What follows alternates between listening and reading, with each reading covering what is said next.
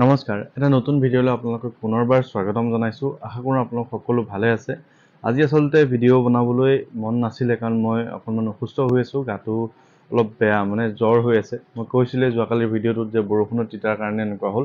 আমাৰ ইফালে মানে বহুত বৰষুণ দি আছে, আজি গোটেই দিনটোৱে বৰষুণ। আপোনালোকৰ ফালে কেনেকুৱা বৰষুণ দিছে নাই ক'বচোন। আৰু এনেকুৱা ধৰণৰ বৰষুণ হৈ থাকিলে যদি কণ্টিনিউ বৰষুণ হৈ থাকে কিন্তু দুৰ্গা পূজা এইবাৰ ল'ৰা ছোৱালীবিলাকে কিন্তু চাব নোৱাৰিব, তাৰ কাৰণে অকণমান বেয়া লাগে। মাজতে 2-3 বছৰমান আগতে দুৰ্গা পূজাত অকণমান বৰষুণ মানে বহুত বেছি বৰষুণ হৈছিলে, তাৰ কাৰণে ল'ৰা ছোৱালীবিলাকৰ বহুত অসুবিধা হৈছিলে। আৰু যিবিলাক টেম্পৰাৰী দোকান খোলে, ধৰি লওক মোৰ এখন দোকান আছে পাৰ্মানেণ্ট দোকান, যিসকলে কেৱল এই দুৰ্গা পূজাৰ কেইদিনৰ কাৰণে কিছুমান নিৰ্দিষ্ট খেলনা ধুলনা বস্তুৰ কাৰণে টেম্পৰাৰী দোকান কিছুমান খোলে, বৰষুণৰ বতৰ হ'লে তেওঁলোকৰ বহুত বেছি লোকচান হৈ যায়। সেইকাৰণে বেয়া লাগে আচলতে।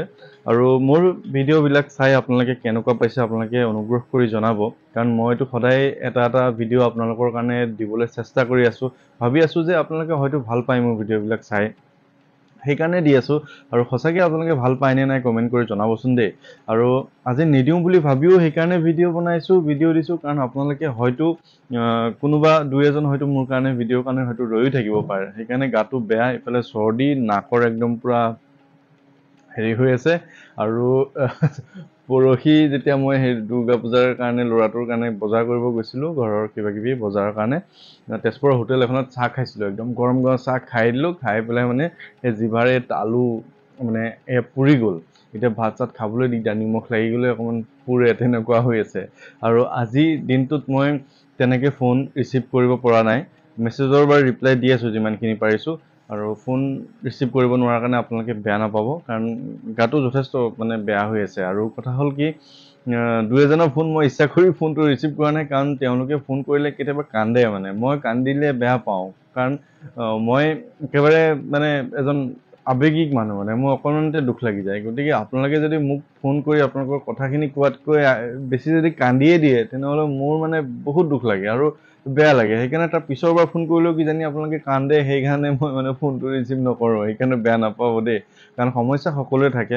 মোৰো সমস্যা আছে, আপোনালোকৰো সমস্যা আছে। সমস্যাখিনি যেতিয়া আপুনি কাৰোবাৰ এজনক কয়, তেতিয়া অকণমান ভালদৰে ভাঙি পাতি কথাখিনি ক'লে বা স্পষ্টকৈ ক'লে ভাল লাগে। তাৰ সলনি যদি আপোনালোকে দুখত কান্দি থাকে, অকণমান মনটো কিন্তু দুখ লাগে। মই কথাটো কৈছোঁ হয় যদিও আচলতে দুখ লাগে, কাৰণ আপোনালোকে মানে কি নোৱাৰাত কথাখিনি কয় কোনোবা এজন মানুহক, আৰু মোকো আপোনালোকে ইমান ভাঙি পাতি সমস্যাখিনি ক'বলগীয়া নাই। মই বাৰে প্ৰতি কৈ আছোঁ, মই সমস্যা তেনেকৈ সমাধান কৰিব পৰা মানুহ নহয়। মই খালি ভগৱানক স্তুতি কৰোঁ, ভগৱানক কওঁ আপোনাৰ সমস্যাখিনি দূৰ কৰিবলৈ। তেনেধৰণে সমস্যাখিনি আচলতে দূৰ হয় বুলি বহুতে বিশ্বাস কৰে, আৰু 2-এজনৰ সমস্যা সমাধান হৈছে, বাছ সিমানেই। আৰু তাতকৈ আৰু বেছি আপোনালোকে যদি ভাবে যে মই তেনেকৈ কিবা কিবি কৰি দিব পাৰোঁ, তেনেকুৱা ধৰণৰ একো নহয় আচলতে। আৰু মই আপোনালোকক সদায় পজিটিভ কথা কৈ সদায় আপোনালোকক উৎসাহ দিবলৈ চেষ্টা কৰি আছোঁ। কিমান কেইজন মানুহে মোক জীৱনৰ চৰমপন্থা ল'ম বুলি মানে মোক মেছেজ কৰে বা তেনেকুৱা ভাবি আছোঁ, কিন্তু তেওঁলোকক প্ৰত্যেককে কৈ আছোঁ মই যে তেনেকুৱা ধৰণৰ সিদ্ধান্ত একদম ভুল সিদ্ধান্ত নল'ব। জীৱনটো জীয়াবলৈ বহুত দিন বাকী আছে আৰু বহুত কাম কৰিবলৈ বাকী আছে।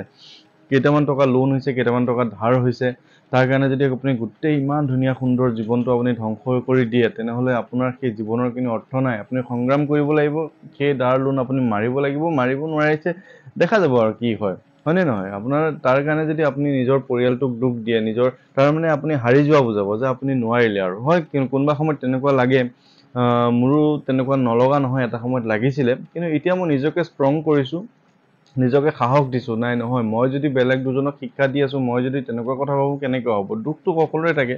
গতিকে তেনেকুৱা ধৰণৰ মনলৈ নাহিব। আৰু আজিৰ অকণমান বেলেগ এটা কথা কওঁ, সেই কথাটো আমাৰ অসমৰ লগত জড়িত বা অসমীয়া মানুহখিনিৰ লগত খুবেই জড়িত। আৰু সেই কথাখিনিৰ লগত আমাৰ প্ৰেক্টিকেল লাইফত কি জৰুৰী হয়, সেই কথাখিনি মই আপোনালোকক ক'ম। আপোনালোকে ভিডিঅ'টো স্কিপ নকৰাকৈ চাব আৰু ধ্যান দি শুনিব। কথাটো হয়নে নহয় মোক পিছত আপোনালোকে জনাব। আমাৰ অসমত আমাৰ অসমীয়া মানুহে মহালক্ষ্মী বা লক্ষী বুলি ক'লে বাৰুতে কি বুজো আপোনালোকে মানে সহজ ভাষাত কৈ দিয়কচোন। যে আমি যে কেতিয়াবা কওঁ যে এইটো কাম নকৰিবি লক্ষী যাব, এইটো কাম নকৰিবি লক্ষী যাব, বা মহালক্ষ্মী মানে আমি কাক বুজো আচলতে? মহালক্ষ্মী মানে আমি আচলতে অসমৰ মানুহখিনিয়ে, আমি যিসকলে খেতি বাতি কৰা, আমাৰ অসমখন খেতি প্ৰধান দেশ হিচাপে বা ৰাজ্য হিচাপে জনাজাত। আৰু ইয়াত আমাৰ ধান খেতিটো প্ৰচুৰ পৰিমাণে হয়।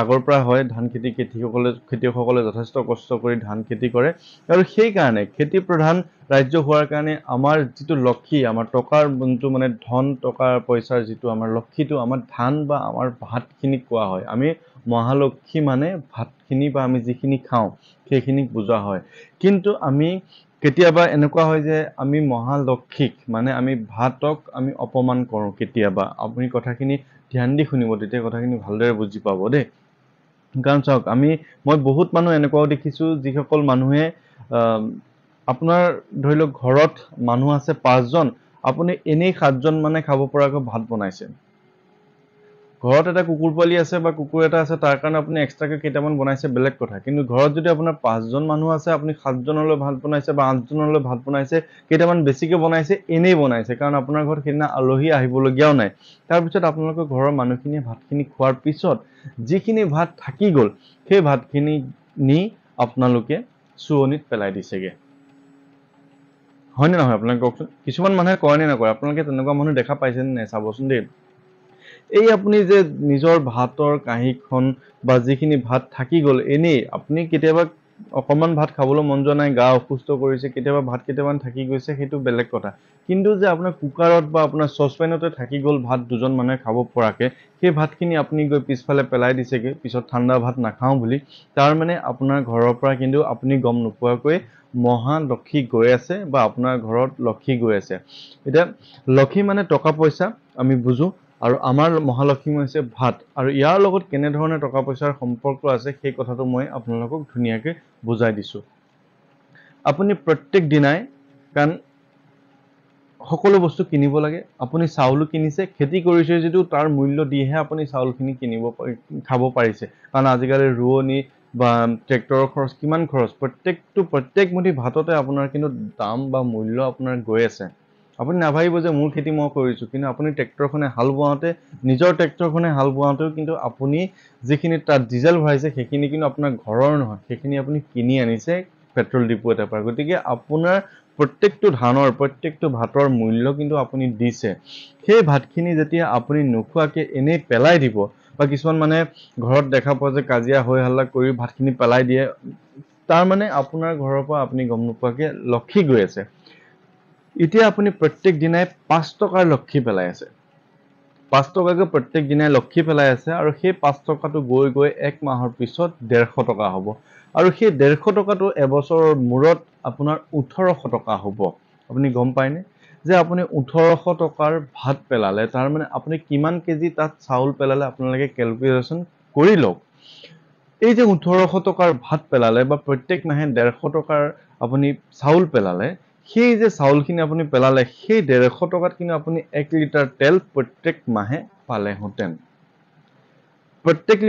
প্ৰত্যেক মাহতে যেতিয়া আপুনি 1 লিটাৰকৈ তেল পালেহেঁতেন আপুনি এটা বছৰত 12 লিটাৰ তেল পালেহেঁতেন আপুনি কথাটো নিজৰ ঘৰখনৰ লগত আপুনি তুলনা কৰি চাই লওক কথাটো হয়নে নহয় যদি আপুনি প্ৰত্যেক দিনাই তেনেকুৱা কৰে আপুনি মাহত যদি 1 লিটাৰ তেলকৈ পেলাইছে কিনিব পাৰিলেহেঁতেন আপুনি 12 মাহত 12 লিটাৰ তেল কিন্তু আপোনাৰ কিনিব নোৱাৰিলে কাৰণ আপুনি ভাতখিনি আপুনি পেলাই দিলে সেইখিনি যদি ৰাহি হ'লহেঁতেন আপোনাৰ টকা ৰাহি হ'লহেঁতেন টকা ৰাহি হোৱাহেঁতেন আপুনি সেই তেল কিনিব পাৰিলেহেঁতেন তেল বুলি উদাহৰণহে দিছোঁ আপুনি 1800 টকাৰে আপোনাৰ ল'ৰা ছোৱালী স্কুলৰ ফিজো দিব পাৰিলেহেঁতেন তাৰ মানে এটা বছৰত আপুনি 1800 টকা এটা আপুনি ৰাহি কৰিব পাৰিলেহেঁতেন যিটো আপুনি ভাতখিনি পেলাই আপুনি কৰিব নোৱাৰিলে গতিকে এই যে শাস্ত্ৰৰ কিছুমান কথাৰ লগত আধ্যাত্মিক কিছুমান কথাৰ লগত আমাৰ প্ৰেক্টিকেল লাইফটো জড়িত হৈ আছে সেই কথাটোহে মই আপোনালোকক বুজাবলৈ এই ভিডিঅ'টোৰ দ্বাৰা চেষ্টা কৰিছোঁ গতিকে আপোনালোকে যদি এনেকুৱা কাম কেতিয়াবা কৰিছিল কাইলৈৰ পৰা বা আজিৰ নিশাৰ পৰাই আপোনালোকে সেই কামটো কিন্তু নকৰিব কাৰণ আমি যেতিয়া ভাত বা তেনেকুৱা ধৰণৰ আমি লক্ষী এনাৰি কৰোঁ সঁচাকৈয়ে আমাক ভগৱানে কিন্তু বেয়া পায় ভগৱানে সদায় সঁচাকৈ এইসকল মানুহকহে ভাল পায় যিসকল মানুহে খৰচ কৰিব জানে বা অত্যাধিক ব্যয় এনেই নকৰে সেই কথাখিনি মই আপোনালোকক ধুনীয়াকৈ বুজাই দিছোঁ আপোনালোকে নিজৰ লাইফত কথাখিনি মিলাই চাব হয়নে নহয় এতিয়া আমি যে মানুহবিলাক লাহে লাহে ধনী হোৱাৰ সলনি আমি দুখীয়া হৈ গৈ আছোঁ তাৰ কাৰণো কিন্তু এইবিলাকে আপুনি হয়তো গম নাপাব এই আজি এইকেইটা ভাতে পেলাই দিছোঁ একো নহয়। কিন্তু আপুনি মাহটোত বছৰটোত আপুনি কিমান কেজি চাউল পেলাইলে আপুনি মানে হিচাপ কৰকচোন। সেই চাউলখিনি কাৰণে কোনোবা এজন মানুহ আপোনাৰ কিন্তু ঘৰত ভিক্ষা খুজিবলৈ আহিছে, আপুনি সেই চাউলকেইটা কিন্তু দিবলৈ আপুনি বিচৰা নাই, কিন্তু সেইখিনি চাউলেই আপুনি গৈ পিছফালে চুৱনিত পেলাই দিছে, যিখিনি ভাত আপোনাৰ হয়তো চুৱনিৰ পৰা কুকুৰেও খাব নোৱাৰে। গতিকে কথাখিনি আপোনালোকে বুজি চাব যে আমি কি কৰি আছো। এতিয়া আমি সেইখিনি কৰি যদি আমি ভগৱানক সদায় স্তুতি কৰি আছো, হে ভগৱান মোক টকা পইচা দিয়া, মোক মোৰ ঘৰখন উন্নতি কৰি দিয়া, মোৰ ঘৰখনত লক্ষী আনি দিয়া, ক'ৰ পৰা আহিব? আপুনি নিজেই দেখোন লক্ষীক অপমান কৰি আছে। আপুনি নিজেই দেখোন নিজৰ ঘৰখনৰ যিখিনি সা সম্পত্তি, যিখিনি আপোনাৰ প্ৰয়োজনীয় বস্তু, সেইখিনি এনেই আপুনি অনিষ্ট কৰি আছে। গতিকে আপোনাক আৰু লক্ষীয়ে কেনেধৰণে আপোনাৰ ঘৰত বাস কৰিব? তেনেকুৱা ধৰণৰ কিছুমান প্ৰেক্টিকেল কথা আছে, সেই কথাখিনি আপোনালোকক বুজাবলৈ প্ৰত্যেক দিনাই চেষ্টা কৰি আছো। আৰু আপোনালোকে জানে যে আমাক কৰ্মফল দিয়ে শনিয়ে, শনি দেৱতাই আমাক কৰ্মফল দিয়ে। আপুনি যিয়ে কাম কৰে, আপুনি ভাল কাম কৰক বা বেয়া কামেই কৰক, তাৰ ফলটো কিন্তু শনি দেৱতাইহে দিয়ে। মানুহৰ শনি বেয়া হৈ থাকে, আপোনাৰ কোন সময়ত আপোনাৰ শনি বেয়া হৈ থাকে, কি কথা, সেইটো নেক্সট ভিডিঅ'ত বনাম। কাৰণ আপোনালোকে ইমান দীঘলীয়া ভিডিঅ' হয়তো চাবলৈ মোৰ পৰা বেয়াও পাব পাৰে, গতিকে সেইখিনি কথা মই পিছত ক'ম। শনিক কেনেধৰণে সন্তুষ্ট কৰিব, শনিৰ যে চাৰে সাতি বুলি এটা শব্দ আছে, আপোনাৰ প্ৰত্যেকটো গ্ৰহত, প্ৰত্যেকটো ৰাশিতে চাৰে সাতি লাগি থাকে কোনোবা নহয় কোনোবা বছৰত। সেই কথাখিনি কিয় হয় আৰু চাৰে সাতি যেতিয়া লাগে তেতিয়া আপোনাৰ কি কৰিব, সেই গোটেই কথাখিনি মই ক'বলৈ চেষ্টা কৰিম। মই আগতে কৈছোঁ মই জ্যোতিষ নহয়, কিন্তু মই প্ৰেক্টিকেল লাইফত বহুত কিছুমান প্ৰমাণ পাইছোঁ, সেই প্ৰমাণখিনি আপোনালোকক প্ৰত্যেক দিনাই ক'বলৈ চেষ্টা কৰি আছোঁ। আশা কৰোঁ আপোনালোকে এই ভিডিঅ'টো ভাল পালে, আৰু যদি ভিডিঅ'টো ভাল পালে, যদি মোৰ কোৱা কথাখিনি হয় বুলি ভাবে, তেনেহ'লে অনুগ্ৰহ কৰি বেলেগলৈ শ্বেয়াৰ কৰি দিব। আৰু আজিৰ ভিডিঅ'টো ইমানতে সামৰণি কৰিছোঁ। ভগৱানে সকলোকে ভালে ৰাখক, কুশলে ৰাখক। আৰু ভাবি আছোঁ যে অহা দেওবাৰে মানে পৰহিলে হয়তো যোৰহাট বা শিৱসাগৰ ফালে এপাক যাম বুলি মনতে ভাবি আছোঁ, কিন্তু গোটেই কথাখিনি এতিয়াও মানে অকণমান কনফিউজত থাকি যায়। মেছেজত বহুতেই মাতি থাকে, এতিয়া কেনেকৈ ধৰণে যাম, কি কৰিম, গোটেই কথাখিনি আলোচনা কৰি লওঁ আপোনালোকৰ লগত। কাইলৈ আপোনালোকে মোক মেছেজ কৰিব কেনেধৰণে কি কৰিব বিচাৰে বা কেনেধৰণে লগ কৰিব, তাৰপিছত গোটেই কথাখিনি আমি পাতিম বাৰু দিয়ক। এতিয়া সদ্যহতে এই ভিডিঅ'টো ইমানতে সামৰণি কৰিছোঁ। আজিকালি সোনকালে আন্ধাৰ হয়, ময়ো ভগৱান স্তুতি কৰিবলৈ হ'ল, নামঘৰত সোমাবলৈ হ'ল, আপোনালোকৰ কাৰণে প্ৰাৰ্থনা কৰাৰ সময় হ'ল। গতিকে আজিলৈ বিদায় দিয়ক, ধন্যবাদ।